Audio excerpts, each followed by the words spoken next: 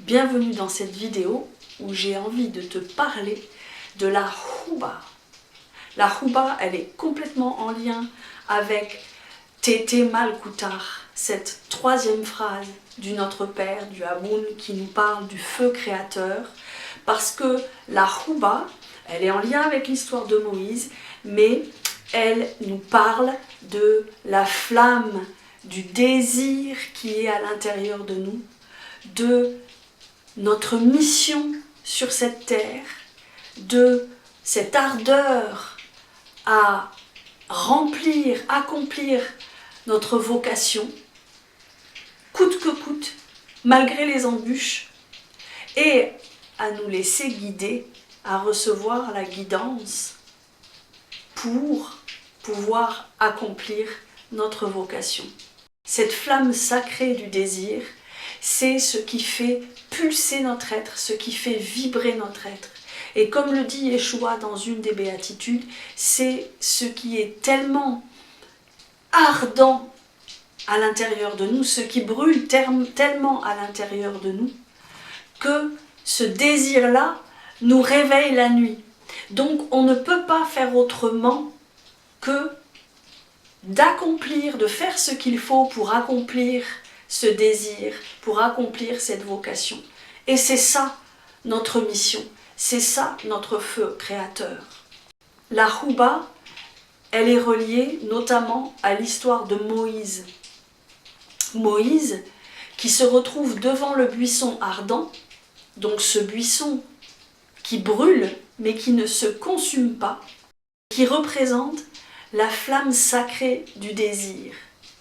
Et à travers cette flamme sacrée, eh bien c'est Dieu qui parle. Et Dieu, il dit notamment à Moïse, « Hai Asher Hai ». Et en réalité, il lui dit, « Je suis ce que je suis ». La présence, le « je suis » et ce qui est. Donc, Dieu se révèle dans son essence à Moïse. Et il lui dit d'aller révéler cet enseignement à son peuple pour le sortir de l'esclavage. Et Moïse se retrouve de manière absolument inattendue à devoir guider ses pairs hors de l'esclavage vers la libération. Et au-delà de l'histoire écrite dans la Bible, au-delà de la religion, eh bien c'est la symbolique de cette histoire qui est très intéressante. Parce que Moïse, il va représenter l'impulsion du changement à l'intérieur de nous. Ce qui en nous ne peut faire autrement que d'écouter la flamme sacrée du désir, que d'écouter la présence. Et il y a toujours, même si cette voix est menue, eh bien cette voix est toujours là à l'intérieur de nous. Moïse représente cette impulsion du changement et cette capacité à aller vers le changement, même sans connaître la totalité du chemin, même en ne connaissant pas les codes ou les règles, même en ayant une vision que du prochain pas à accomplir.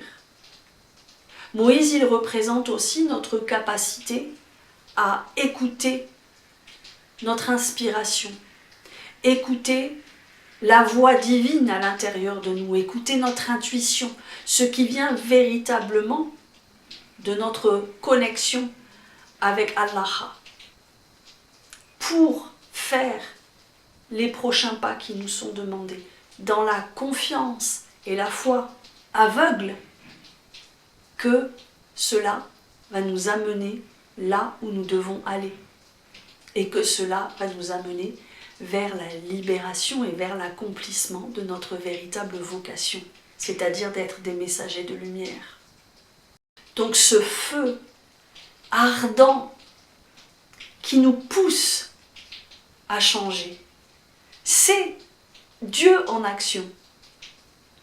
Et Dieu en action à l'intérieur de nous, eh bien, il nous pousse à dépasser nos limitations, il nous pousse à dépasser nos freins, à dépasser nos obstacles, à aller au-delà de notre petit soi, à aller au-delà de notre identification, à aller au-delà de tout ce qui nous empêche, en fait, d'être les véhicules pour la lumière.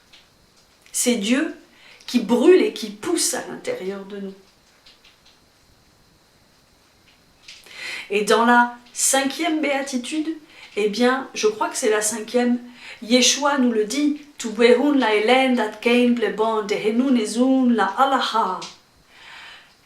À partir du moment où tu vas suivre ce qui fait vibrer ton cœur, où tu vas suivre ce qui fait pulser ton cœur, blebon, eh bien, tu verras l'unité partout. Et là, un changement radical peut advenir à l'intérieur de soi. Et si tout le monde fait ça, eh bien un changement naturel, sociétal, peut alors advenir. Et alors le règne peut advenir. Et c'est très intéressant ce mois-ci de regarder la connexion, l'interaction entre notre désir ardent, entre le réveil de notre feu, de notre vocation, et le réveil presque simultané de nos freins et de nos résistances. Et là où résident nos plus grandes résistances, réside souvent notre feu créateur, ce qui demande à être manifesté, ce qui demande à être mis dans la lumière. Et donc, cette vocation, eh bien, elle naît du désir profond et ardent de notre être, de ce qui brûle en nous. Elle ne naît pas de notre tête, elle ne naît pas de notre ego, de ce que nous pensons devoir être notre vocation, ce que nous imaginons être notre vocation, mais elle naît d'une impulsion qui est plus forte que tout. Et ce mois-ci, eh bien, nous sommes invités à percevoir, à ressentir quel est ce feu qui brûle en nous. Quelle est cette flamme qui peut-être est à l'état de braise, qui peut-être est à l'état d'une grande flamme. Mais quel est ce feu qui brûle en nous?